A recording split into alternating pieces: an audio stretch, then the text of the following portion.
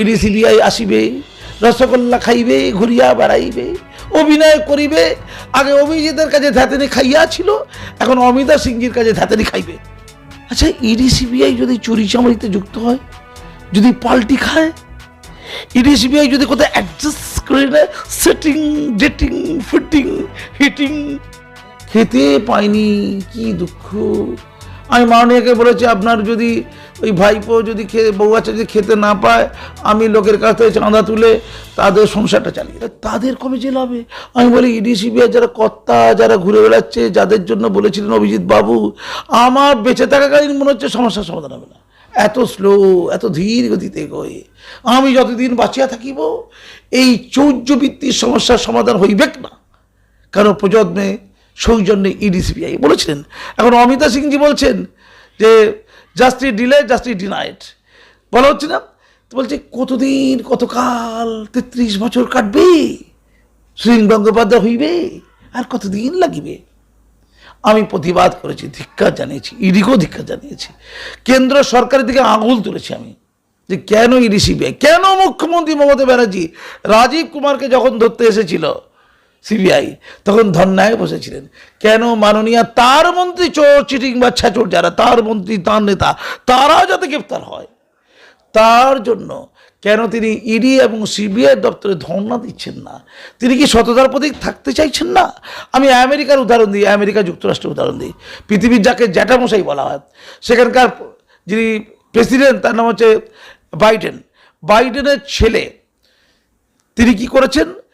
তিনি মাদক চোরাচালানে যুক্ত ছিলেন, মানে অবৈধ মাদক রেখেছিলেন, অবৈধ চোরাচালান না, অবৈধ মাদক তিনি ব্যবহার করেছেন। আর তিনি কি অবৈধ লাইসেন্সহীন একটা পিস্তল, মানে আগ্নেয়াস্ত্র, পিস্তল বা বন্দুক ব্যবহার করেছেন। আপনারা জানেন আমেরিকাতে যত লোক বাস করে তার চেয়ে বেশি জনগণের কাছে বন্দুক আছে, লাইসেন্সপ্রাপ্ত বন্দুক। ওখানে ঘরে ঘরে প্রত্যেক লোক বন্দুক রাখতে পারে, এতটাই ফ্রি লাইসেন্স আছে। কিন্তু সে লাইসেন্স নিতে হয়, কিন্তু বাইডেনের ছেলে লাইসেন্সটা নাকি অবৈধ বা ছিল, দেয়নি নাকি, তাই তার নাকি কত 20 না কত বছর জেল। এবং সেটাকে ক্ষমা করতে পারে কে? আমাদের দেশে যেমন করতে পারে রাষ্ট্রপতি। রাষ্ট্রপতিকে ওই ছেলেটির বাবা বাইডেন, সে বলেছে যে আমি ক্ষমা করব না, ছেলে পাপ করেছে, ছেলে জেলে, ছেলে এখন জেলে। বাইডেনের ছেলে কোথায় গেলে? আমি জেলে। বাইডেনের ছেলে সেই জেলে যাওয়ার আগে তার ছেলের বউ বাচ্চাকে নিয়ে বাবা টাটা করছে, যাও তুমি জেলে যাও।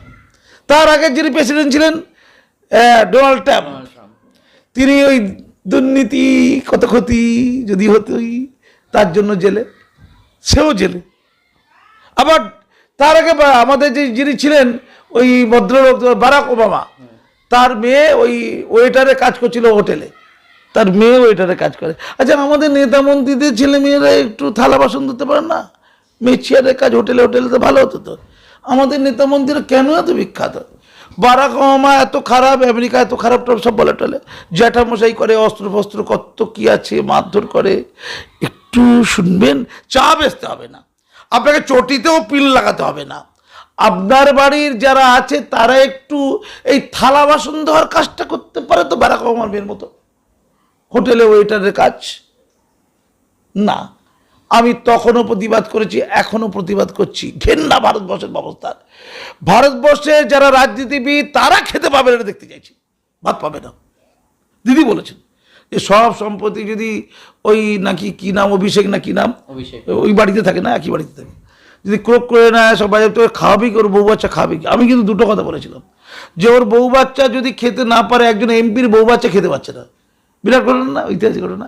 এবং একজন এমপির নাকি ব্যাঙ্ক অ্যাকাউন্ট নেই, কে বলেছে? ইডি বলেছে। আচ্ছা বলুন, আমি কোন দেশে বাস করছি বলুন? একটা এমপির ব্যাঙ্ক অ্যাকাউন্ট নেই, একটা এমপির কি নেই? ব্যাঙ্ক অ্যাকাউন্ট নেই, খেতে পাইনি, কি দুঃখ। আমি মাননীয়কে বলেছি, আপনার যদি ওই ভাইপো যদি বউ বাচ্চা যদি খেতে না পায়, আমি লোকের কাছ থেকে চাঁদা তুলে তাদের সংসারটা চালিয়ে দেবো।